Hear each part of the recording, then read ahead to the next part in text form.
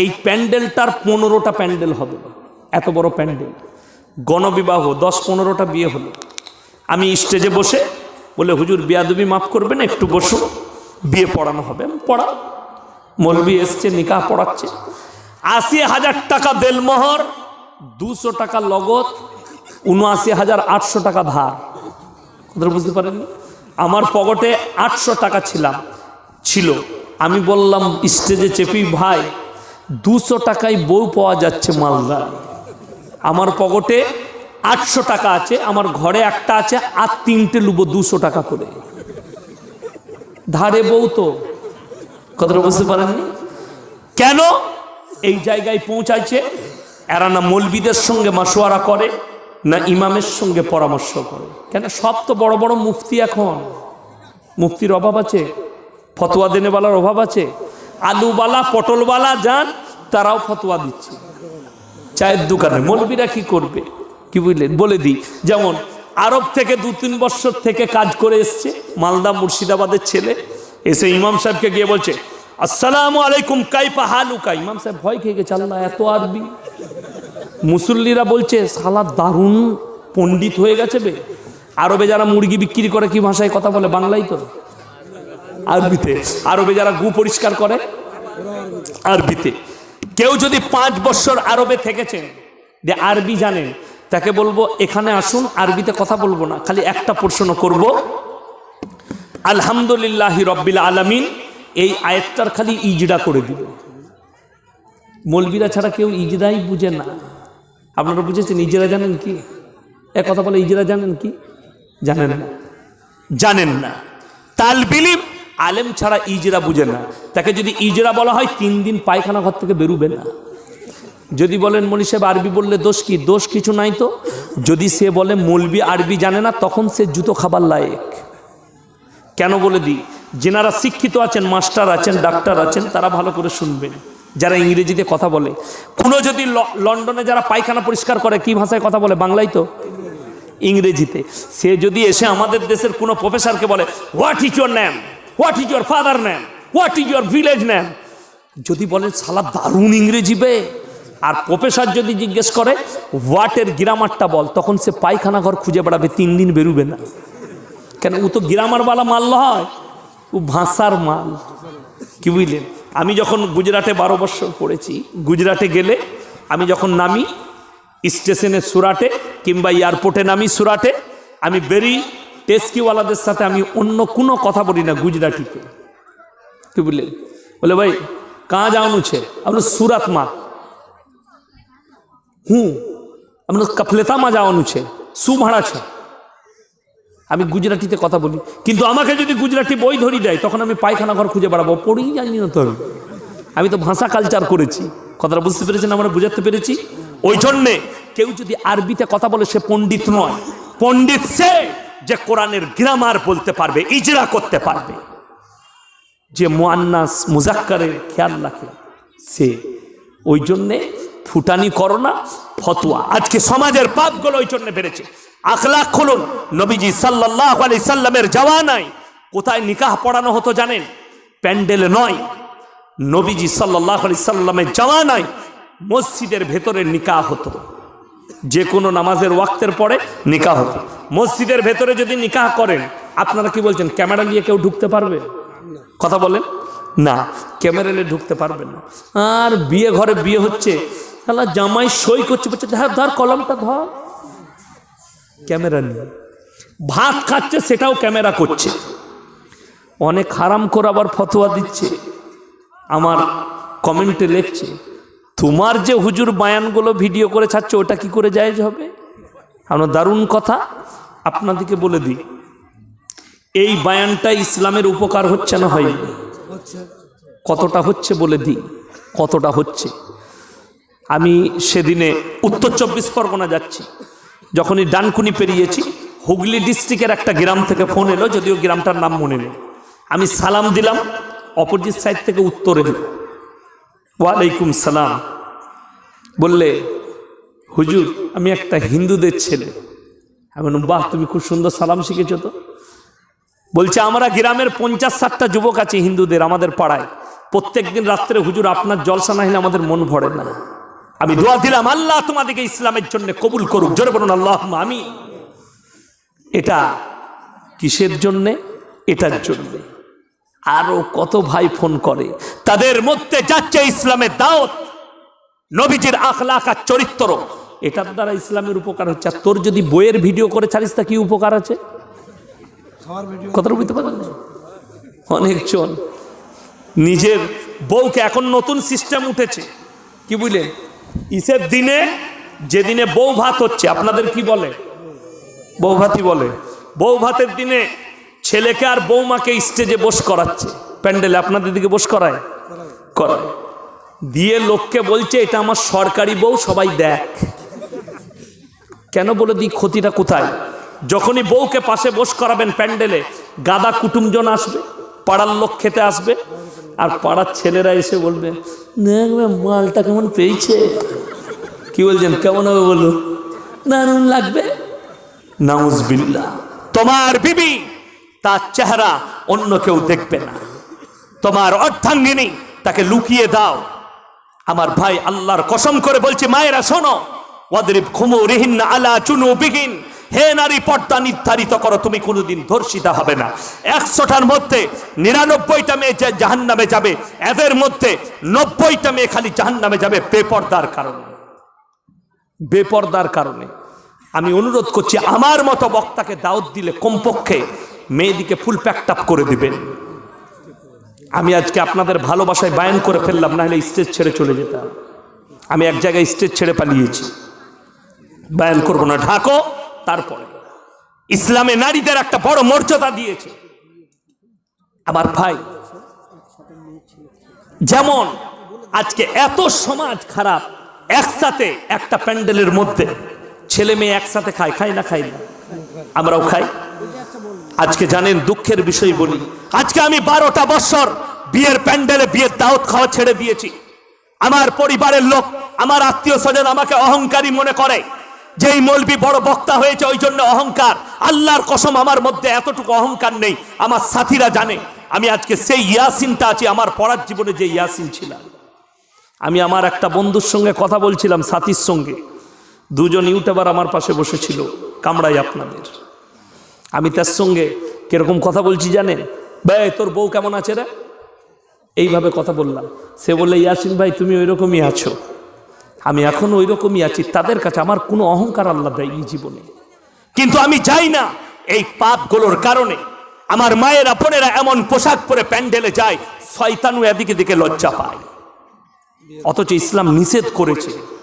যদি তোমার ওয়াকাত না থাকে দুটো প্যান্ডেল করার, মেয়েদিকে দাওয়াত দিবে না, শুধু অনলি ফর বাড়ির পুরুষরা খেতে যাবে। আমার ছোট ভাইয়ের বিয়ে দিয়েছি আমি, খুঁজলেন আমার গ্রামে গিয়ে, মেয়েদের প্যান্ডেল আলাদা, মেয়েরা আমার বাড়িতে খেয়েছে, ছেলেরা বাইরের প্যান্ডেলে খেয়েছে। মেয়েদিকে মেয়েরা খাইয়েছে, ছেলেদিকে ছেলেরা খাইয়েছে। এতটুকু ছ্যাবলাম না। আপনার যদি ওয়াকাত না থাকে, মেয়েদিকে দাওয়াত দিয়ে খাওয়াবার দরকার নেই। সব থেকে বড় কষ্ট এই দুঃখেতে শুধু তাই নয়, গান বাজনা করছে আর আমাদের মতো মৌলবি বসে খাবো।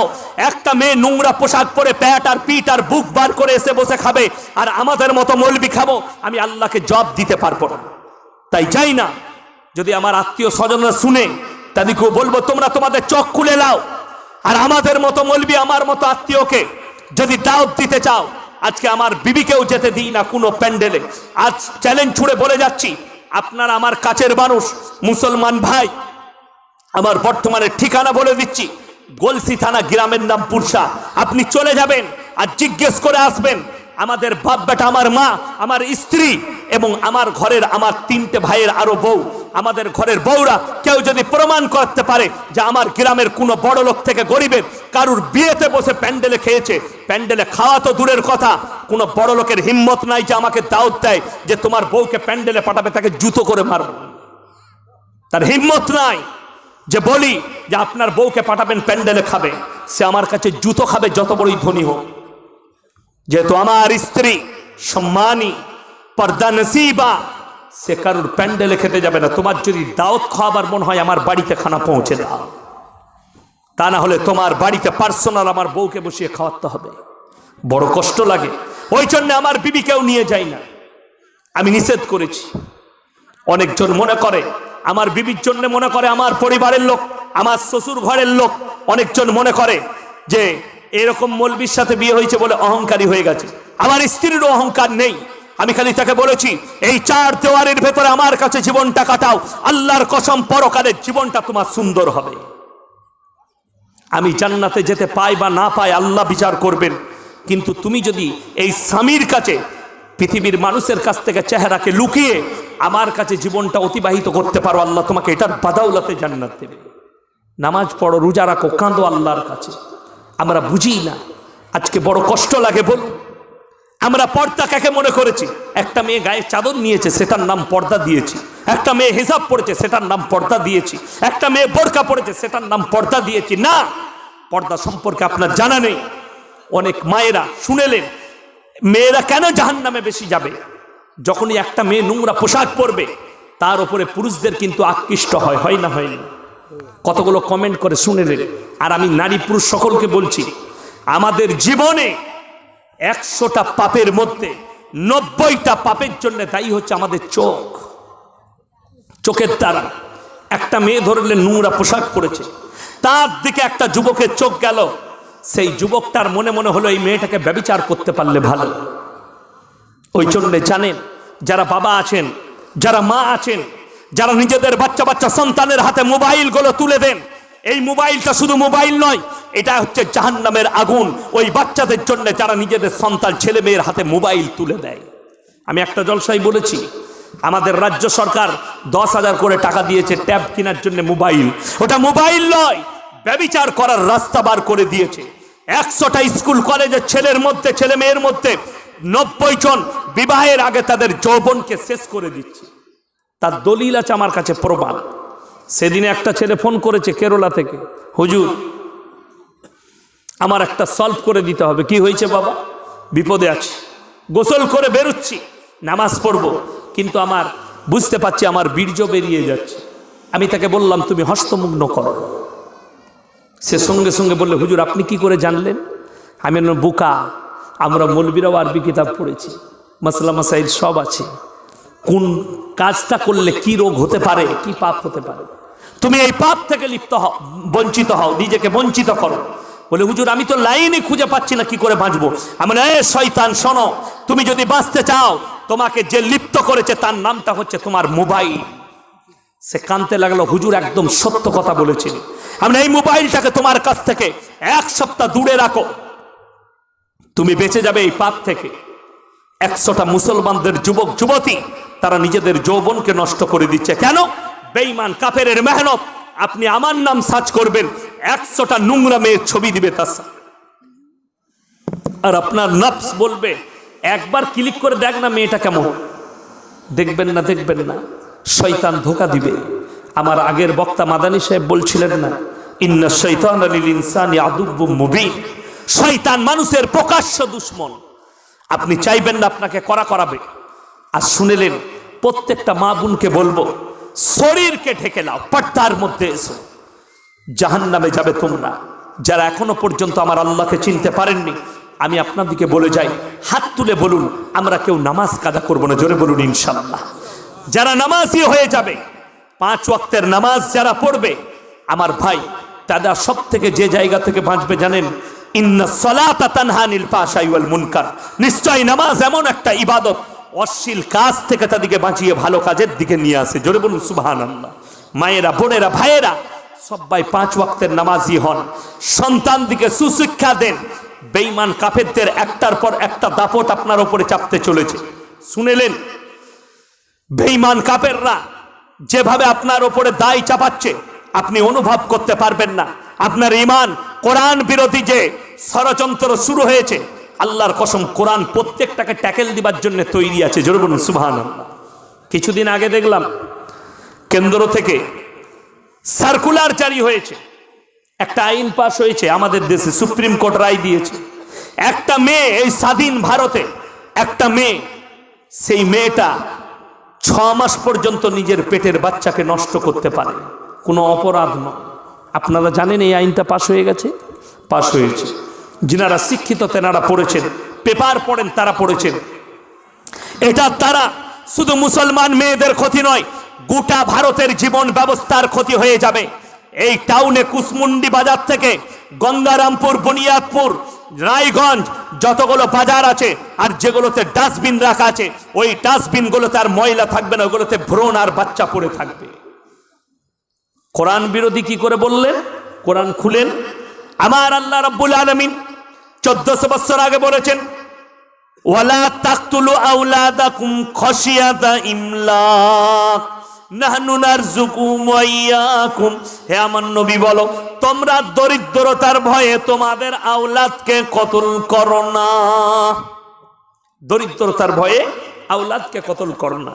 আমি দেখলাম আমাদের ভারতে একজন ভদ্র মহিলা, নামটা তার জানি না, যদিও তিনি সনাতন ধর্মের, তিনি বলছেন हमारे देश में बच्चे के ऊपर रोक लगनी चाहिए। एक एक आदमी 4-4 बच्चे लेते हैं, 5 बच्चे लेते हैं, इसके ऊपर रोक लगनी चाहिए। अपनी डॉक्टरेर काছে যাবেন, যতগুলো হসপিটাল আছে সরকারি বেসরকারি সব লেখা আছে জন্ম নিয়ন্ত্রণ করুন। সরকারের অর্ডার এটা লিখে রাখুন, জন্ম নিয়ন্ত্রণ করুন। একটার বেশি বাচ্চা নিতে পাবে না, আইন আনছে সরকার। দুটোর বেশি বাচ্চা নিতে পাবে না। শোনো, এই সোচটা, এই ভাবনাটা যদি তোর বাবরা লিত, তোরা দুনিয়ার মুখ দেখতে পারতিস না। কথাটা বুঝতে পেরেছেন না পারেননি? আমি খুব সূক্ষ্মভাবে বুঝালাম। কবিগুরু রবীন্দ্রনাথ ঠাকুর বাপের 9 নম্বর সন্তান, ভাই বোনদের মধ্যে 14 নম্বর। তিনি কবিগুরু রবীন্দ্রনাথ ঠাকুর এত বড় জ্ঞানী, তিনি সম্মানী ব্যক্তি। 14টা তিনার মা বাপ ভুল করেছে, বড় কষ্ট লাগে, দুঃখ লাগে। যারা বলছে এখন নতুন সিস্টেম উঠেছে, শুনেলেন শিক্ষিতদের মুখে শুনতে পাবেন, যারা শিক্ষিত গুয়ার আছে তারা বলছে ছোট পরিবার সুখী পরিবার, বলছে না বলেনি? ওই জন্যে বৃদ্ধ বৃদ্ধাশ্রম তৈরি হয়েছে। ছোট পরিবার সুখী পরিবার, একটাই ছেলে মানুষ করে ডাক্তার করেছে, ছেলের বিয়ে হয়েছে, মা বাপ বুড়ো হয়েছে, তাকে বৃদ্ধ বৃদ্ধাশ্রমে রেখে এসছে। কি বুঝলেন? 5টা বেটা থাকলে একজন ভাত না দিলে আর একজন দিবে, দিবে না? দিবে না। একজন না দেখলে আর একজন দেখবে। আর একটা বেটা যদি নেয় আর বউকে যদি অপারেশন করে দেয়, আর যদি খুদা না খাস্তা ছেলেটা মরে যায়, তোর নাম হবে 8 কুড়ো। আপনারা কি বলেন? 8 কুড়ো বলেন না? 8 কুড়ো। বুড়ো বয়সে তোকে মুতে খেতে হবে, মুতটাই খেতে হবে, খাবার পাবি না, গু ঘাঁটতে হবে। বড় কষ্ট লাগে, দুঃখ লাগে, মানুষ বুঝে না, মন্তব্য করে বসে। আল্লাহ যে আসছে সে নিজের রুজি মেপে আসছে, যে আসে সে নিজের রুজি মেপে আসে। যে বলছে, সেই সনাতনী বোনটাকে পেলে বলতাম, হে আমার বোন, তুমি বলছো सरकार कहाँ से खाना देगा, सरकार कहाँ से नौकरी देगी, 5-5 बच्चे होंगे तो सरकार मकान कहाँ से देगा? सरकार खिलाता है कि भगवान खिलाता है? तुम तो भगवान पे विश्वास नहीं करती, क्योंकि खिलाने वाला जात तो भगवान है, तुम्हारा भगवान पे विश्वास है नहीं। हम अल्लाह पे विश्वास करते हैं, क्योंकि রুজির মালিক সকলে জোরে বলুন কে? আল্লাহ। আপনি শুধু বাহানা, বাপ বাহানা, মা বাহানা, রুজি দান করেন কে? সকলে জোরে বলুন আল্লাহ। তার প্রমাণ দিই, সকালবেলায় কুসমুন্ডি বাজারে চলে যাবেন, টাউনে সকালবেলায় গঙ্গারামপুরে যাবেন, 100টা বড় লোক, 100টা কোটিপতি আন্ডার প্যান্ট পরে ছুটছে। কলকাতায় যারা থাকে তাদেরকে জিজ্ঞেস, কি হলো ভাই? বলছে 600 গয়কার র। কি সুগার? ডাক্তারে বলেছে 3.5 কিলোমিটার ছুটবি সকালবেলায়। কেউ কেউ আবার বউকে সাথে করে নিয়ে যায়, হাঁটছে। কি হলো? বলে বইয়েরও সুগার হয়ে গিয়েছে। লে কোটিপতি দিনের বেলায় দিন গেলে লাখ টাকা ইনকাম করে, কিন্তু ডাক্তারের কাছে লিস্ট নিয়ে গেছে, দেখি রিপোর্টে কত, ওরে বাবারে 430 খালি পেটে। স্যার খাবারের লিস্টটা দেন, কি কি খাবো? বলে সকালবেলায় 1 কাপ বিনা চিনির লাল চা খাবি, দেখবেন অনেক সুগারের রুগী দোকানে গিয়ে কি বলে, বিনা চিনি চা দে তো, বলে না। তাকে জিজ্ঞেস করুন, ভাই বিনা চিনির চা ভালো লাগে? দেখবেন যাদের সুগার হয়েছে তারা বলবে, খেয়ে দেখ দারুণ লাগে। আর আমি বলছি ছাগলে মুখ দিবে না, ওইটা ফেরে পড়ে ভালো লাগছে। বুঝতে পেরেছেন? পারেন না কেন ভালো লাগছে? ফেরে পড়ে সুগার হয়েছে বলে। তা নাহলে বিনা চিনি চা কখনো ভালো হয়? কি বলে, সকালবেলায় এক কাপ বিনা চিনির লাল চা খাবি। যদি বলেন স্যার একটা দেশি মুরগির ডিম সিদ্ধ, বলে ছুতে পাবি না। কি খাবো স্যার? বললে দুটো ক্রিম কেক আর বিস্কুট নেবে, তা নাহলে এক মুঠো সাদা চিড়ে ভাজা, মশলা বলা চলবে না, সাদা। তারপরে কি খাবো স্যার? বলে বেলা 10টার সময় 11টার সময় ভাত খাবে, এক কাপ চালের মাপা ভাত। এক কাপ মেপে চাল নিতে বলবি বউকে, ওই যেইটুকু ভাত হবে ওইটুকু। তার সঙ্গে কি কি খাবো? গরুর মাংস বললে ছোঁয়া যাবে না, মুরগি বললে ধারে পাশে যাবি না, খাসি বললে স্বপনে ভাববি না। কি খাবো স্যার? বলে খালি করলা ভাজি আর ভেন্ডি সিদ্ধ খাগা। এটা কিন্তু কোটিপতির ক্যালিস্ট বললাম, কোটিপতি। আর গরিব মানুষ রিক্সা চালায়, গাড়ি লোড করে, যে যতটাই আমি আল্লাহর রুজি মেপেছি, হোটেলে বসবে, কাবাব বলো, গোস্ত বলো, ভুনো মুখিয়ে খেলে আবার চলে যা। বাজবিজ করতে হবে না, জোরে বলুন না সুবহানাল্লাহ। কেন বললাম? কোরআন শুনেলেন। হযরতে জাকারিয়া মরিয়মকে বলছেন, ক্বালা ইয়া মারইয়ামু আন্না লাকি হাদা। ওগো মরিয়ম, এই সমস্ত ভালো মন্দ আখরণ মুনাক্কা কাজু কিশমিশ পেস্তা বাদাম কোথা থেকে পাচ্ছ? মরিয়ম উত্তর দিলেন, ক্বালাত হুয়া মিন ইনদিল্লাহ ইন্নাল্লাহা ইয়ারযুকু মান ইয়াশাউ বিগাইরি হিসাব। আল্লাহ যাকে ভালোবাসেন, আল্লাহ যাকে পছন্দ করেন, তাকে বেসুমার রিজক দান করেন। কোথা থেকে দেব, কেমন করে দেব, আমি আল্লাহ ছাড়া পৃথিবীর কেউ জানে না। সবাই আল্লাহর উপরে ভরসা করবো, জোরে বলুন ইনশাআল্লাহ। তার আরো একটা বড় দলিল, পৃথিবীর মানুষের জন্য দৃষ্টান্ত। আমার নবীজি মায়ের পেটে, তখন তিনি বাপ হারা, আর যখন 6 বছর বয়স, নবীজি নিজে বলছেন, আইনা সাত্তা সিনিন, আইনা সাত্তা সিনিন, মাই যাব 6 সাল কা থা। আমি যখন 6 বছরের শিশু, আমার মা আমিনার সাথে আমি রাস্তায় সফর করে ফিরছি। একটা জায়গার নাম হচ্ছে মাকামে ইবুয়া, সেখানে এসে আমার মা আমিনা ইন্তেকাল করেছেন। আমার মা ইন্তেকাল করেছেন 6 বছর বয়সে। নবীজি সাল্লাল্লাহু আলাইহি সাল্লাম বাপ হারা মা হারা হলেন। আল্লাহর কসম, আল্লাহ তিনাকে পৃথিবীর আদি থেকে অন্ত পর্যন্ত সৃষ্টির শ্রেষ্ঠ করলেন, জোরে বলুন সুবহানাল্লাহ। ওই জন্যে ইজ্জতের মালিক আল্লাহ, রুজির মালিক আল্লাহ।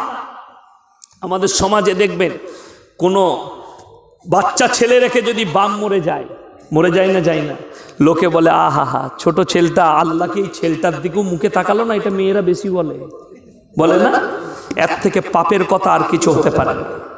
ইস্তেগফার পড়তে হবে, খালি বলবেন আল্লাহ সবর দাও। মায়েরা শোনো, যদি কোনো অল্প বয়সী ছেলে বাচ্চা রেখে মারা যায়, তার লেগে দোয়া করবেন, আল্লাহ এই বাচ্চার ভাগ্যকে ফিরিয়ে দাও, আল্লাহ তুমি সবরে জামিল দান করো। এটা ছাড়া আমাদের মেয়েদের কিন্তু আলাদা সিস্টেম। আহা আল্লাহ গো, তুমি দেখতে পেলে না ছেলেটার মুখের দিকে, তাকে আলাদা মারবে। যেমন আমাদের দেশে এই ছোট ছেলে মারা গেছে, তার লেগেও কি করে শুনেলেন?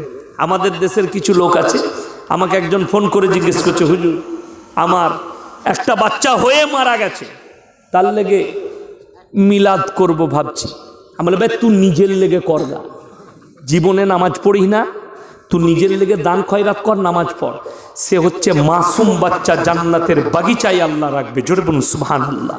কোন মাসুম যদি মারা যায়, তার লেগে দান করা লাগবে না, তার লেগে দোয়া করা লাগবে না, তুমি নিজের জন্য দোয়া করো। তুমি পেরুবে কি করে? মাসুম জান্নাতি, যারা মাসুম অবস্থায় মারা যাবে, ছেলে হোক কিংবা মেয়ে হোক, তারা জান্নাতি। ওই জন্য আমার ভাই, আমরা ইসলাম না বুঝার কারণ হচ্ছে আমরা উলামাদের, আলেমদের সংস্পর্শে আসি না। আলেমদের পাশে সংস্পর্শে সবাই আসবো, জোরে বলুন ইনশাআল্লাহ। আপনাদেরকে লাস্টে বলে যাব, 3টে কথার উপরে আমল করবেন, আল্লাহ মালে বরকত দেবে। সকলে করবো, জোরে বলুন ইনশাআল্লাহ।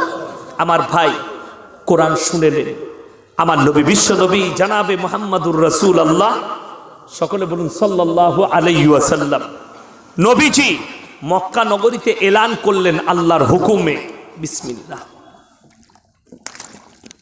আলহামদুলিল্লাহ। আল্লাহর হাবিব সাল্লাল্লাহু আলাইহি সাল্লাম মক্কা নগরীতে এলান করলেন। কি এলান করলেন? আল্লাহর হুকুমে, ওয়ামা ইউকরিদুল্লাহ কারদান হাসানা, আল্লাহর রাস্তায় কে কি কারদে হাসানা দিবে, দান করবে বলো। আল্লাহর নবী সাহাবীরা নিজেদের জান মালকে আল্লাহর রাস্তায় কুরবানি করে দিয়েছে। জোরে বলুন সুবহানাল্লাহ। নিজেদের জান মালকে কুরবানি করেছে। একটু আগে চলুন, আমার নবীজি সাল্লাল্লাহু আলাইহি সাল্লামকে আল্লাহ বললেন, হে আমার নবী, তিনটে কথার উপরে আমল করলে আমি সেই বান্দার মালে বরকত দেই। যদি আপনি বরকত নিতে চান, তিনটে কথার উপরে আমল করবে। ওয়া আতিদাল কুরবা হাক্কাহু আল মিসকিন ওয়া ইবনাস সাবিলি ওয়া লা তুবাদ্দির তাবদীরা।